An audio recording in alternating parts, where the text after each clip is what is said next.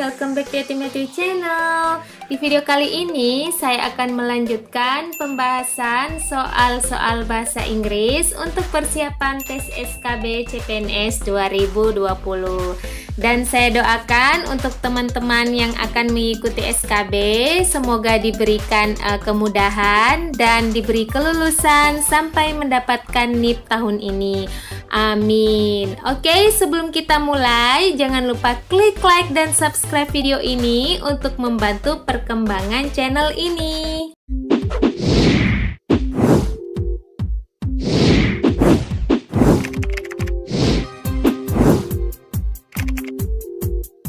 Oke teman-teman, di video kali ini kita akan membahas mengenai soal reading. Seperti yang sudah saya katakan sebelumnya, untuk menyelesaikan soal reading seperti ini, kita memerlukan teknik skimming atau scanning ya. Seperti yang sudah saya katakan di video sebelumnya, bahwa ketika kita akan mengerjakan soal reading, kita tidak perlu memaknai atau mengartikan kata per kata atau memaknai secara mendalam, sehingga waktu untuk kita mengerjakan soal-soal tersebut itu habis ya. Jadi untuk mengefisiensikan waktu, kita memang harus memerlukan teknik-teknik tertentu untuk menyelesaikan soal-soal bahasa Inggris, utamanya soal reading ini. Untuk teman-teman sekalian yang akan menyelesaikan soal reading, misalnya ingin mendapatkan sedikit gambaran mengenai apa sih isi dari bacaan ini, teman-teman sekalian bisa membacanya itu pada kalimat pertama di awal paragraf ya, atau di kalimat terakhir di setiap paragraf ya. Jadi kalimat awal di setiap paragraf atau di kalimat akhir setiap paragraf. Jadi misalnya kalau masih ragu-ragu, masih kurang yakin ini bacaannya tentang apa sih, teman-teman bisa menggunakan teknik seperti itu. Tetapi untuk saya pribadi, teknik saya dalam menyelesaikan soal reading, saya itu langsung ke soalnya. Karena ketika kita skimming, misalnya saya skimming dulu atau scanning dulu, kemudian saya langsung ke soal, itu akan saya cari kata kuncinya di mana. Saya skimming, kemudian saya scanning. Oh, berarti kata kuncinya ada di sini. Jadi saya tinggal baca aja kalimat yang ada kata kuncinya tersebut. Oke, kita masuk ke soal yang pertama. Which of the following question does the author answer in the first paragraph? Pilihan A, why are snowflakes hexagonal? Pilihan B, what is the optimum temperature for snow? Pilihan C, in which months does most snow fall? Kemudian pilihan D, how are snowflakes form? Jadi intinya yang ditanyakan di sini adalah kira-kira apa sih jawaban untuk atau apa pertanyaan untuk mengenai paragraf yang pertama ini ya, gambaran tentang paragraf pertama. Nah, tekniknya adalah seperti yang sudah saya katakan sebelumnya, teman-teman tinggal baca di kalimat pertama di awal paragraf ya, seperti ini. Ini sama saja dia menanyakan mengenai topiknya apa sih yang ada di paragraf pertama itu ya. A snowfall consists of myriads of minute ice crystals that fall to the ground in the form of frozen precipitation.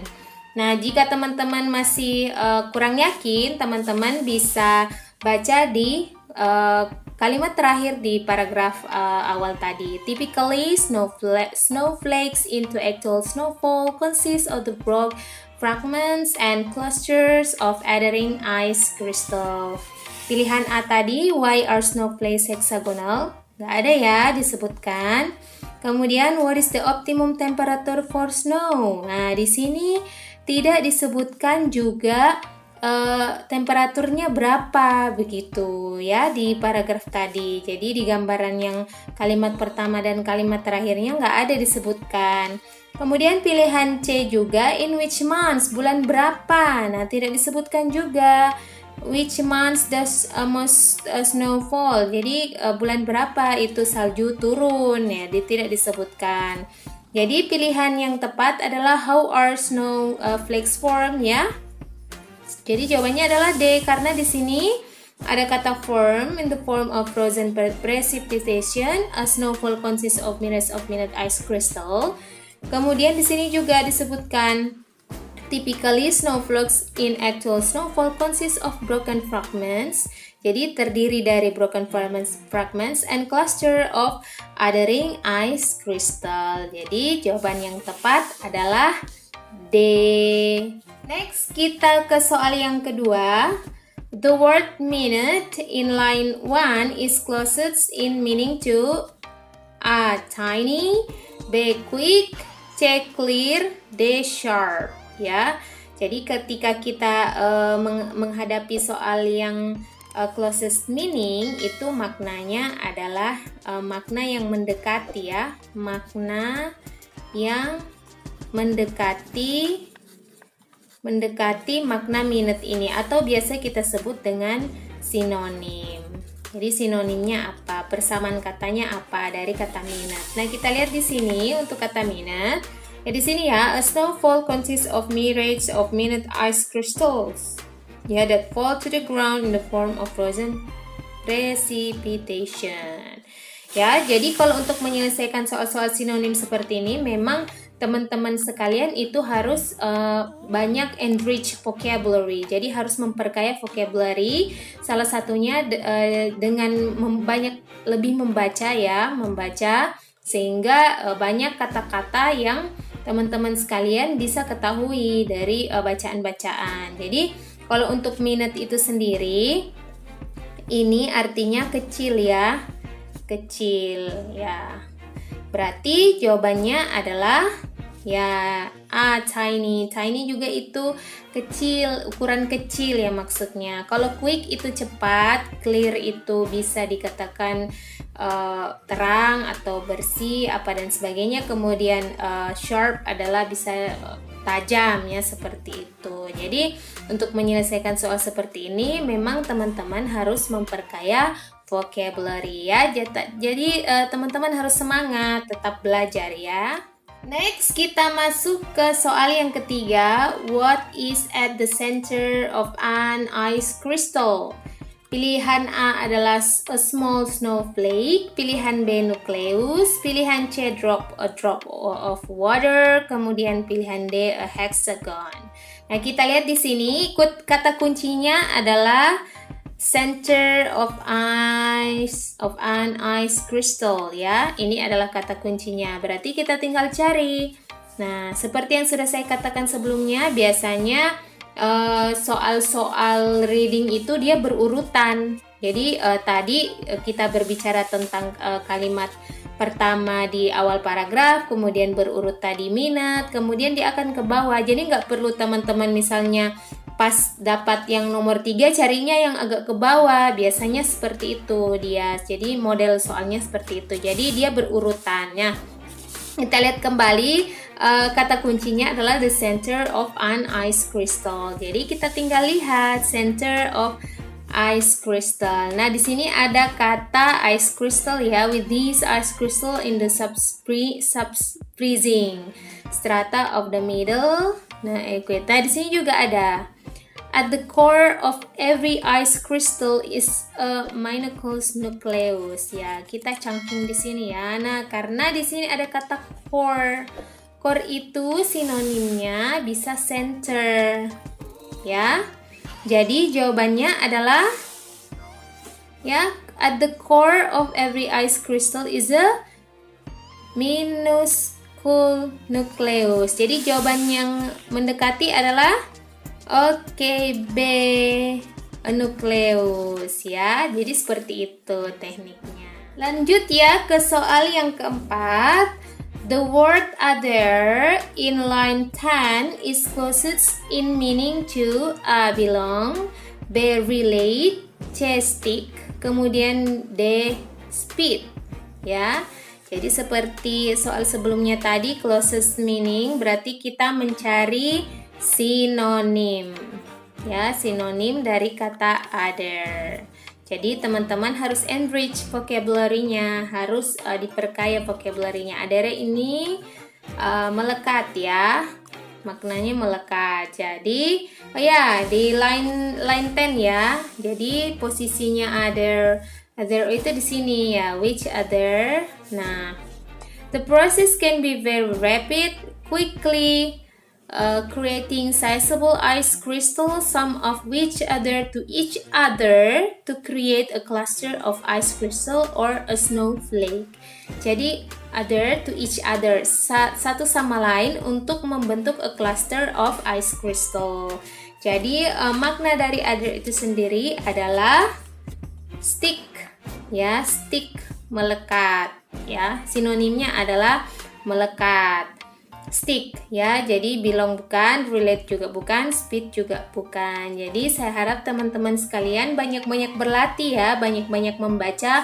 The more you read, the more you know. Jadi semakin teman-teman banyak membaca, akan semakin banyak teman-teman tahu dan bisa enrich vocabulary. Jadi ketika menemukan soal-soal seperti ini, teman-teman sudah tidak sulit lagi. Oke teman-teman, lanjut ke soal yang nomor 5. What is the main topic of the second paragraph? Jadi apa topik utama di paragraf kedua ya? Pilihannya A, how ice crystals form. Pilihan B, how moistures affect temperature. Pilihan C, what happens when ice crystals melt. Pilihan D, where the moisture to supply the nuclei comes from. Oke, nah kita lihat di sini seperti yang sudah saya katakan sebelumnya, kalau kita berbicara main topic, kita tinggal baca aja kalimat pertama di awal paragraf ya, karena di sini disebutkan second paragraph, jadi kita ke paragraf yang kedua. For a snowfall to continue when it starts, there must be a constant inflow of moisture to supply the nuclei ya. Jadi kita tinggal lihat pilihan jawabannya ya, yang mirip-mirip. Ya, how ice crystal form nggak disebutkan ya. Oke, how moisture affect temperature, apakah disebutkan tentang temperatur? Ya, nggak ada ya. Oke. Nah, what happens when ice crystal melt? Di sini ada kata melt nggak? Nggak ada ya, nggak ada disebutkan tentang melt. Nah, berarti pilihan jawabannya adalah D, karena where the moisture supply the nuclei comes from. Di sini adalah moisture kemudian supply the nuclei. Jadi seperti itu, gampang kan teman-teman? Next, ke soal yang ke-6, the word it in line 15 refers to A, snowfall, B, snowflake, C, cluster, D, moisture. Nah, kita lihat di sini mana yang it-nya itu ya. Oh, ada di sini. For a snowfall to continue once it starts. It ini refers to kemana? Jadi it ini sebagai kata ganti apa ya? Kata ganti yang mana? Merujuk ke kata yang mana? Itu maksudnya. Jadi untuk menyelesaikan soal seperti ini yang model-model refers to seperti ini, jadi kita baca aja kalimat sebelumnya ya, atau kata-kata sebelumnya. Jadi di sini ada for a snowfall to continue when it starts. Nah, jadi sebelumnya ini ya. Oke, jadi tinggal kita pilih aja di situ. Yang A, snowfall. Ada ya snowfall ya. Ya, ini ya, snowfall. Oke, jadi pilihannya A. Snowflake, no. Tidak ada. Snowflake, cluster juga tidak ada. Moisture juga tidak ada. Jadi yang hanya disebutkan a snowfall. Jadi jawabannya adalah A. Oke teman-teman, kita lanjut ke soal nomor 7. What is necessary for a snowfall to persist? Jadi apa yang diperlukan agar salju turun terus-menerus ya. Pilihan A adalah a decrease in the number of snowflakes. Pilihan B, lowered vapor pressure in ice crystals. Pilihan C, a continuous infusion of moisture. Pilihan D, a change in the direction of the airstream. Nah, kita tinggal cari yang berhubungan dengan snowfall. Jadi kata snowfall ya. Nah, kita lihat di sini. Nah, mana tadi snowfall? Snowfall ada ya di sini ya. For a snowfall to continue, continue ya, persis sama. Necessary for a snowfall to persist ya, agar terus menerus, continue. Once it starts, there must be a constant inflow ya, constant inflow of moisture to supply the nuclei. Jadi kita kira-kira pilihannya apa? Pilihan A, a decrease in the number of snowflakes. Ada disebutkan snowflakes? Nggak ada ya? Oke, salah. Lowered vapor pressure in ice crystal? Nggak ada ya? Oke, next. A continuous infusion of moisture. Nah, di sini ada a continuous. To continue once it must be a constant inflow of moisture. Jadi pilihannya adalah C. Kalau pilihan D, a change in the direction of airstream. Nggak ada ya disebutkan tentang airstream. Jadi pilihannya adalah C. Nah, seperti itu. Well, itu tadi beberapa soal reading sebagai latihan teman-teman sekalian untuk persiapan tes SKB CPNS 2020. Dan semoga video ini dapat bermanfaat. Jika teman-teman punya komentar, saran, ataupun pertanyaan, boleh komen di kolom komentar video ini. Jangan lupa klik like dan subscribe video ini, serta aktifkan lonceng notifikasi agar teman-teman mendapatkan notifikasi ketika saya upload video yang terbaru. Dan terakhir, see you in the next video. Thanks for watching. Assalamualaikum warahmatullahi wabarakatuh.